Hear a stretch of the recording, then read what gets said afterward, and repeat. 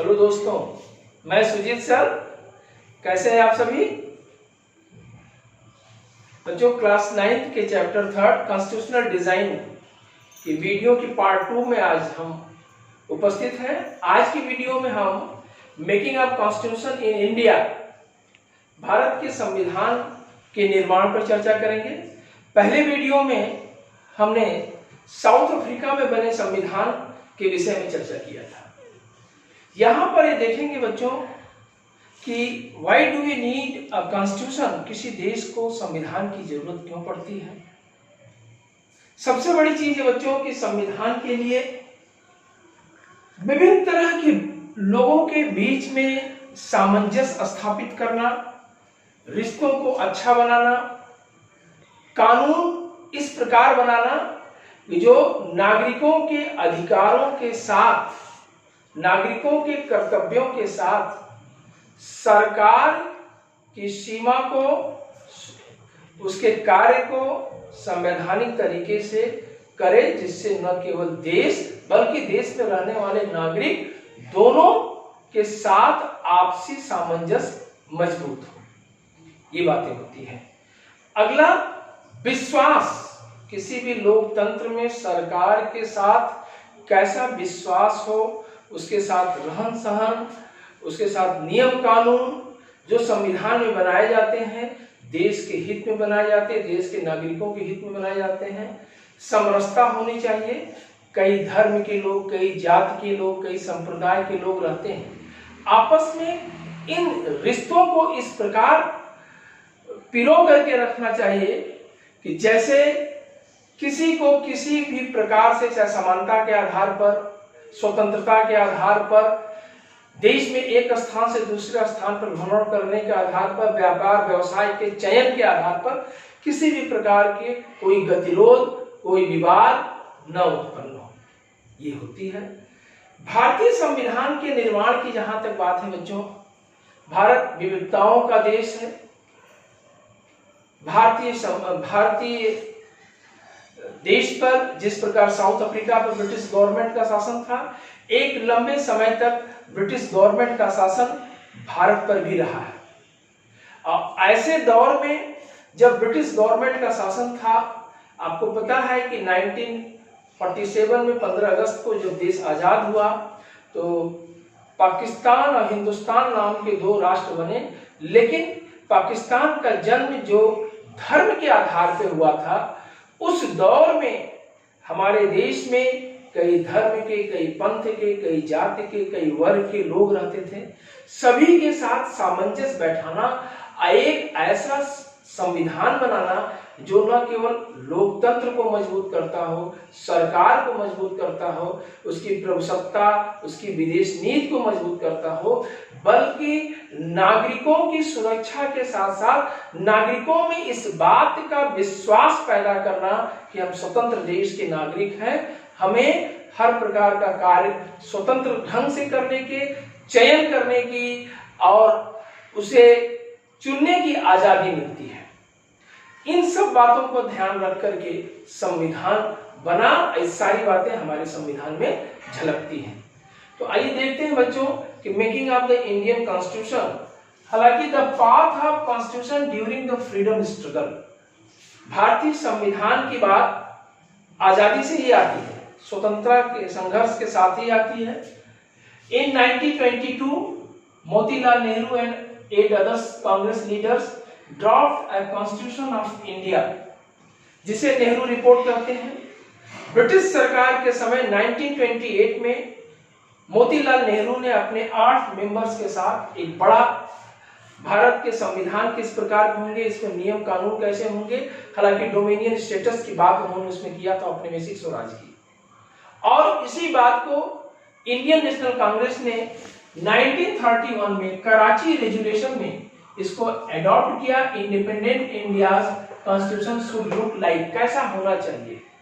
उस समय 1928 में, 1931 में जो रूपरेखा बताई गई, उसमें बताया गया कि संविधान में यूनिवर्सल एडल्ट फ्रेंचाइज की बात होगी, सार्वभौमिक वयस्क मताधिकार, right to freedom and equality, स्वतंत्रता और समानता का अधिकार सभी को मिलना चाहिए। प्रोटेक्टिंग राइट ऑफ माइनॉरिटीज, जो अल्पसंख्यक लोग देश में रहते हैं, बौद्ध धर्म से संबंधित, जैन धर्म से, मुस्लिम कौम से, इनकी प्रोटेक्शन की बात होगी। ऐसा ना हो कि मेजॉरिटी माइनॉरिटी को सप्रेस कर सके, दबा कर रख सके, ऐसा ना हो, क्योंकि बहुत सारी चीजें देखी गई है कि किस प्रकार एक विदेशी सरकार हमारे देश पर शासन करते हुए हमारा आर्थिक, सामाजिक, नैतिक, सांस्कृतिक हर प्रकार का शोषण कर रही थी। तो इतनी बातें, इसके बाद भारतीय संविधान की जो यात्रा चलती है उसको बनाने को लेकर के, उसी में एक है गवर्नमेंट ऑफ इंडिया एक्ट 1935 जो ब्रिटिश गवर्नमेंट ने पास किया था।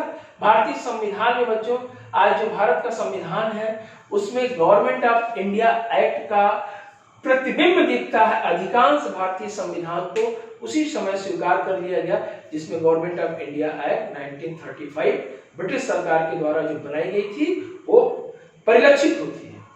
Parliamentary democracy in Britain and the bill of rights in the USA, जो पार्लियामेंट्री फॉर्म है हमारे यहाँ भारतीय संविधान की, वो ब्रिटेन से ली गई है।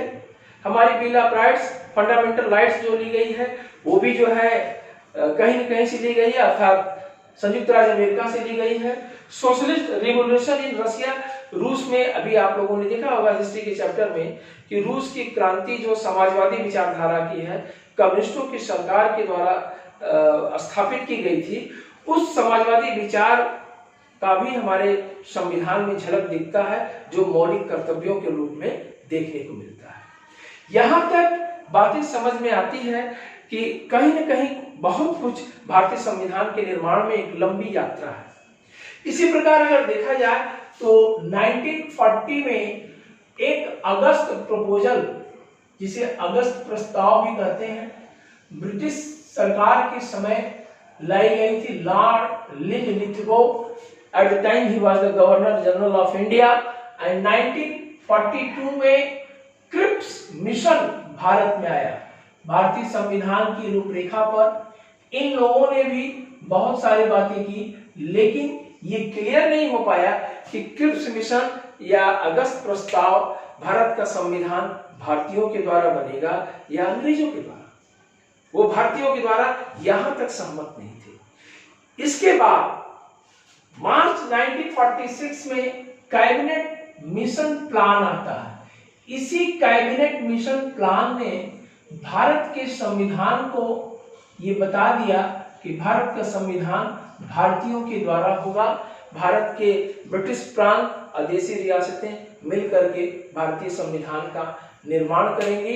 ये कैबिनेट मिशन, जिसके 3 मेंबर्स थे, इसी कैबिनेट मिशन के बाद भारत में संवैधानिक सभा का गठन होता है। भारत के संवैधानिक सभा का गठन होता है और इस संवैधानिक सभा के गठन के साथ जो जुलाई 1946 में इसकी पहली मीटिंग की जाती है।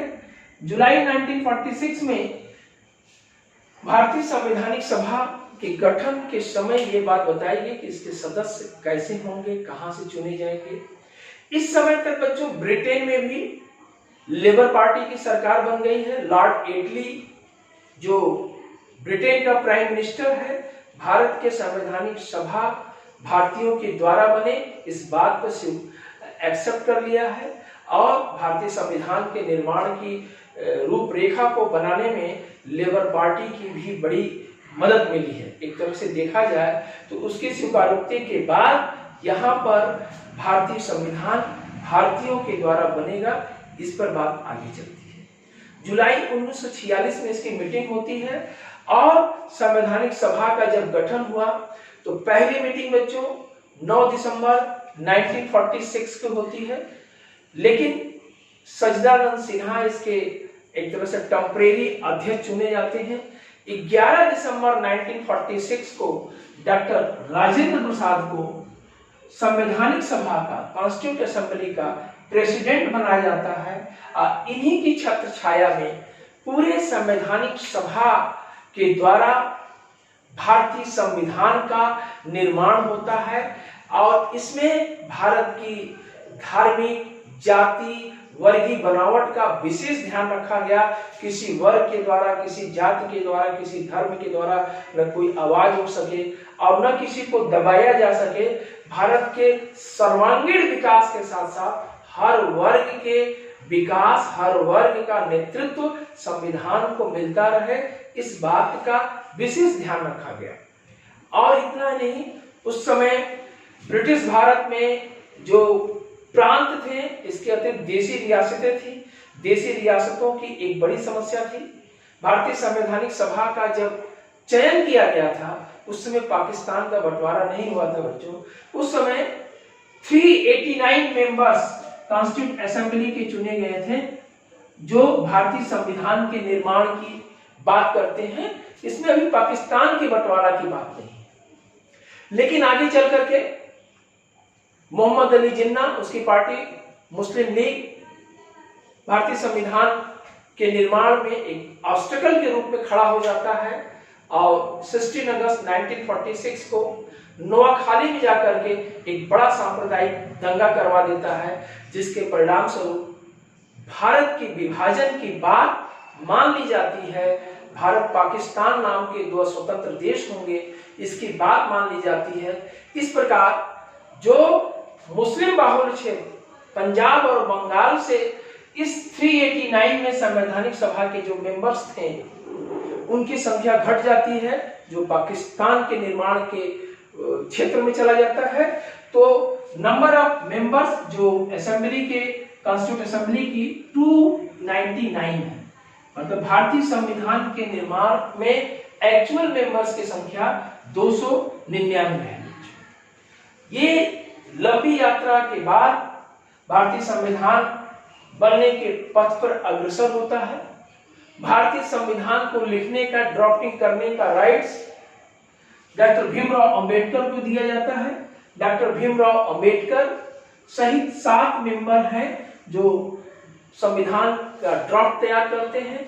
ड्राफ्टिंग कमेटी के चेयरमैन डॉक्टर भीमराव अंबेडकर हैं और कॉन्स्टिट्यूंट असेंबली के प्रेसिडेंट डॉक्टर राजेंद्र प्रसाद है। प्राय प्रश्न आते हैं, बच्चे कंफ्यूज हो जाते हैं, who are the president of constituent assembly. अब बच्चों को समझ में आता है कि नहीं, डॉक्टर भीमराव अंबेडकर। ऐसा नहीं, कॉन्स्टिट्यूंट असेंबली का जब प्रेसिडेंट की बात आती है तो डॉक्टर राजेंद्र प्रसाद, और ड्राफ्टिंग कमेटी के चेयरमैन की बात आती है तो डॉक्टर भीमराव अंबेडकर। संविधान 2 वर्ष 11 माह 18 दिन में, अर्थात लगभग 3 वर्षों में बन करके तैयार होता है बच्चों। इस पर 114 दिन तक डिबेट चलते हैं। संविधान की एक एक कोटेशन, एक एक बात लिखी गई है, जो आज भी धरोहर के रूप में भारतीय संसद भवन में आज भी सुरक्षित रखी गई है।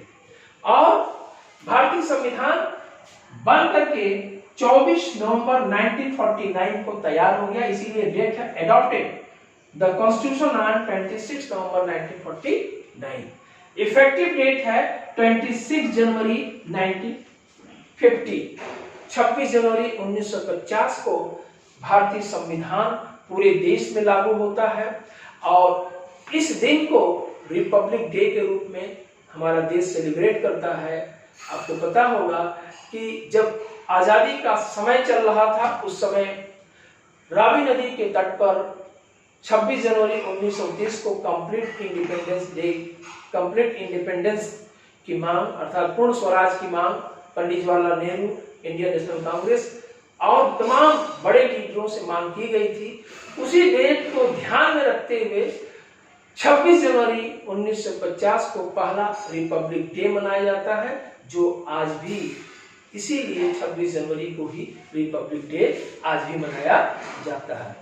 इसके बाद बच्चों हम नेक्स्ट वीडियो में देखेंगे भारत के संविधान की प्रस्तावना, और प्रस्तावना के कुछ महत्वपूर्ण जो शब्द हैं उसकी व्याख्या करेंगे, जैसे प्रियम्बल है और ऐसे तमाम सोशलिस्ट है, सोवरेनिटी है, इन शब्दों की व्याख्या करेंगे। इसके साथ साथ भारतीय संविधान की विशेषताओं को फोकस करेंगे।